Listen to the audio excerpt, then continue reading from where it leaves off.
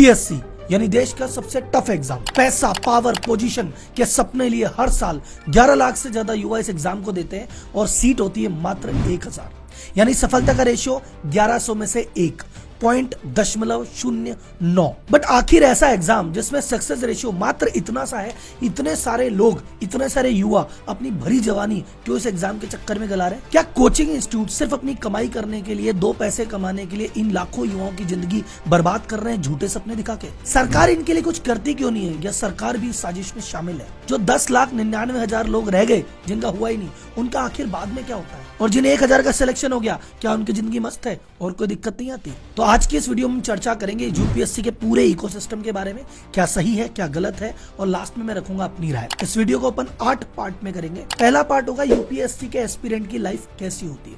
Second हम बात करेंगे कि कैसे कोचिंग माफिया इनको बेवकूफ बना रहे हैं। तीसरा हम बात करेंगे कैसे सरकार भी इस पूरे प्रयास में मिली हुई है। चौथा कि क्यों युवा 7 से 8 साल सिर्फ एक एग्जाम की तैयारी कर रहा है फिर भी थक नहीं रहा है, मान नहीं रहा है, कारण क्या है। पांचवा, उसके पेरेंट्स, उसके घर वाले क्यों उसके पीछे पड़े हुए हैं कि बेटा तुझे हम पाल लेंगे, बस यही एग्जाम क्लियर करना है। एंड उसके बाद जिनका सिलेक्शन नहीं हुआ उनका क्या होता है, जिनका सिलेक्शन हो गया उनका क्या होता है। एंड लास्ट एंड सबसे इंपॉर्टेंट, क्या आपको यूपीएससी की तैयारी करनी चाहिए या नहीं करनी चाहिए। तो अगर मैं मेरे मैसेज देने में क्लियर हो गया हूं तो जनता जनार्दन की जय बोल के करते हैं वीडियो की शुरुआत।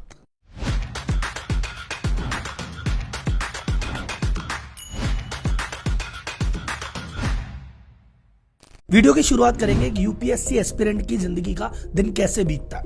लेकिन उससे पहले कई ऐसे लोग हैं, 90% को तो पता है पर 10% ऐसे लोग हैं, सर यूपीएससी क्या है वो तो समझा दो। यूपीएससी का मतलब यूनियन पब्लिक सर्विस कमीशन, संघ लोक सेवा आयोग। ये वो आयोग है जो परीक्षाएं करवाता है आईएएस के लिए, आईपीएस के लिए।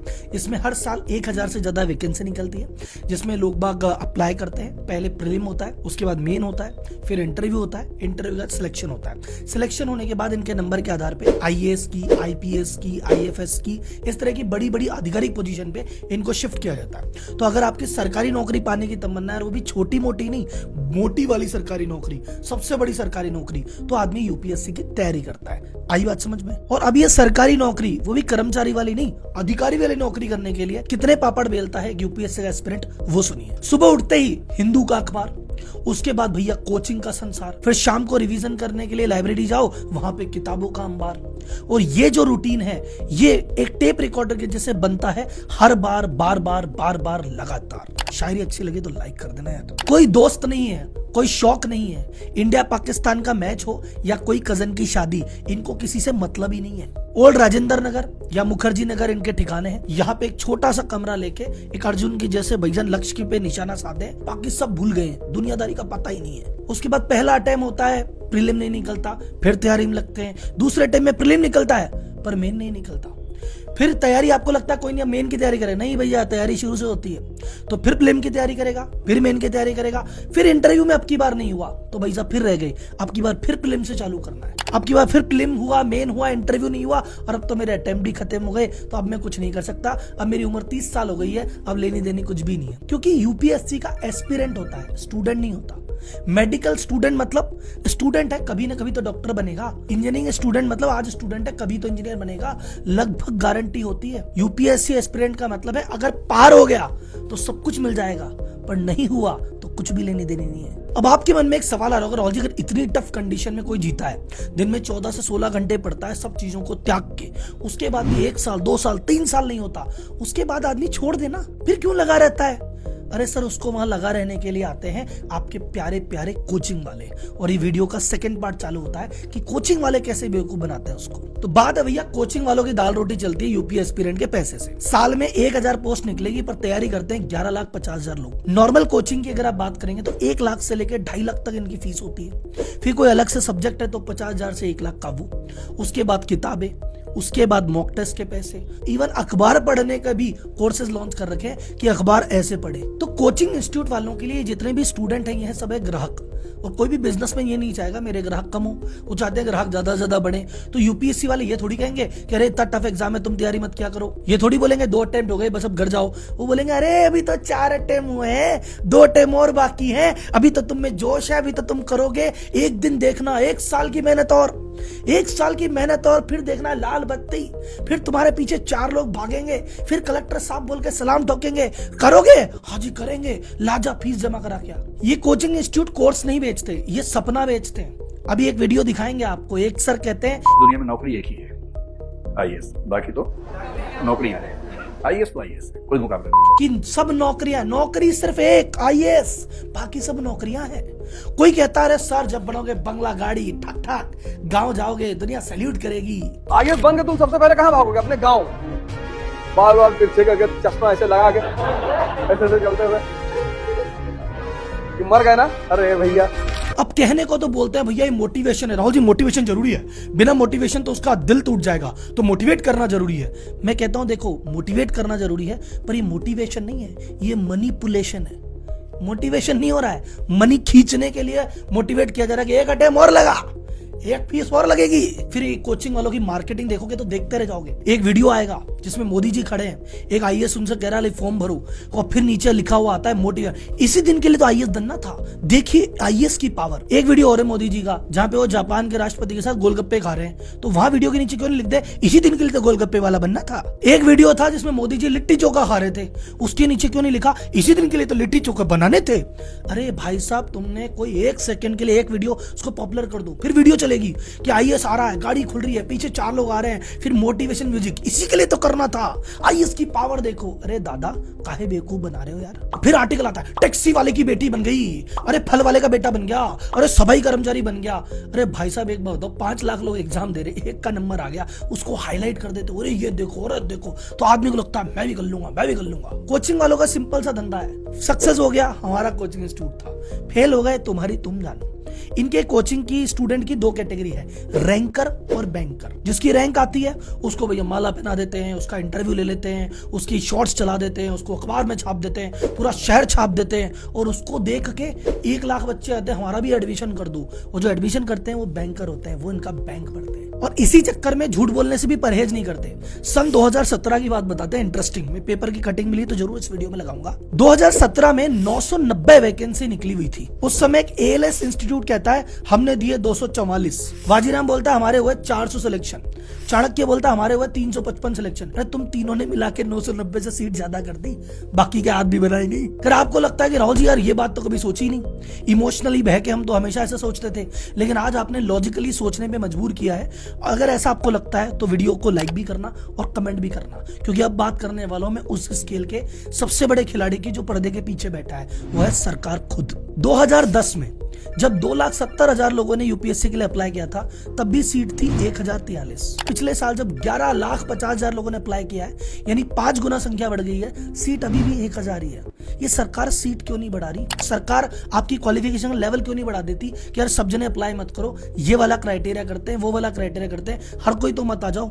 सरकार ऐसा क्यों नहीं कर रही? सरकार को पता है नौकरियां हमारे पास है नहीं। ये लड़के बीए बीकॉम वगैरह जब कर लेते हैं, ये जैसे ही पढ़े लिखे हो जाएंगे और बेरोजगार रहेंगे तो भैया हल्ला करेंगे, ये सीधे मांगेंगे रोजगार, ये करेंगे धरने प्रदर्शन। तो अब की काम करो, इनको कहीं बिजी कर दो। तो यूपीएससी के चक्कर में जो लड़का बिजी हो गया, उससे पूछो तू बेरोजगार है, बोले नहीं।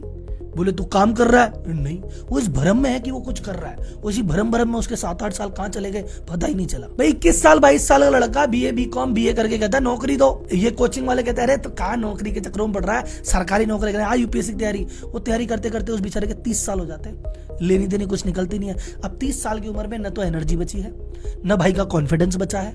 अब घर वाले पीछे पड़े हैं, भैया कोई नौकरी कर ले, 2 पैसे घर में तो ला, कब तक खाएगा ही खाएगा। या शादी हो जाती है तो बच्चों का प्रेशर आ जाता है, तो फिर आदमी कहता है काहे का आंदोलन, चलो जो मिल रहा है वही करें। पूरी जवानी खत्म हो गई। और रही बात कमाई की, तो हर बार एग्जाम फीस के नाम पे मोटी फीस तो ले ही लेता है यूपीएससी। अब आप बोलोगे सर चलो कोचिंग वाले का अपना स्वार्थ है, सरकार का अपना स्वार्थ है, क्या बंदा जो तैयारी कर रहा है पागल है क्या, वो क्यों लगा हुआ है? सर उसके दिमाग में किसी ने फिट कर दिया कि प्राइवेट जॉब तो खराब होती है, कंपनी आज है कल नहीं, तेरा क्या होगा कालिया। और सरकारी नौकरी एक बार लग गई ना, चाहे 2 साल लगे, 4 लगे, 6 लगे, 8 लगे, एक बार लग गई ना, 40 साल के मजे ही मजे हैं। तू 22 साल की उम्र में तैयारी कर, 6 साल तैयारी करके 28 में भी लगी तो 32 साल तो मजे करेगा।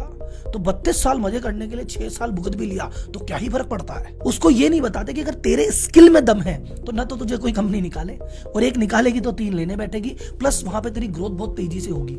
तो खुद का बिजनेस करने लग जाएगा तो बिजनेस में इनकम अनलिमिटेड होगी। यहाँ पे तो सरकार ने जो तनख्वाह फिक्स कर दी वही फंका है। अब तेरे ऊपर कमाने की इच्छा है तो उसमें तो मैं क्या बोलूं वीडियो में। मैं एक छोटा सा फैक्ट बताता हूं, जहां भी किसी भी देश की इकोनॉमी डेवलप होती है या रस्ते में चल रही होती है, मतलब अभी डेवलप नहीं, अंडर डेवलप्ड है, वहां सरकारी नौकरी को बहुत अच्छा माना जाता है। वो स्टेटस सिंबल है, वो बात है। पर जैसे जैसे देश का विकास होता है सरकारी नौकरी की इंपॉर्टेंस कम होती है। जैसे 90s में जो सरकारी नौकरी की वैल्यू थी आज उससे थोड़ी कम है, और अगले 15 साल में देश जब अपनी 10 ट्रिलियन इकोनॉमी को पार कर जाएगा तब देखना सरकारी नौकरी की हालत मैं आपको 10 साल बाद बताऊंगा। बोलेगा अच्छा सरकारी नौकर है, सरकारी नौकर है, क्योंकि आपकी तनख्वाह तो हो जाएगी फिक्स। और जो प्राइवेट सेक्टर में भाई साहब इतना इकोनॉमी में बूम होगा कि छोटे से छोटा आदमी भी आपसे ज्यादा ही कमा रहा होगा। कई एस्पिरेंट कहते हैं सर हमारे भी दिमाग में बात बैठ गई, हमको भी समझ में आ गया कुछ होता नहीं है। हम पापा को फोन लगाते हैं कि पापा हमसे नहीं हो रहा, हम छोड़ रहे हैं। पापा कहते हैं अरे कैसे छोड़ रहा है, एक अटेम्प्ट और दे दे बेटा। तो पापा क्यों दे रहे? पापा को पता है मैरिज मार्केट में लड़की की वैल्यू बन जाएगी। अभी इसका भाई साहब 10 लाख दहेज नहीं दे रहा, कोई आईएएस बन जाएगा, 2 करोड़ रुपए का आएगा, बड़े घर में रिश्ता हो जाएगा।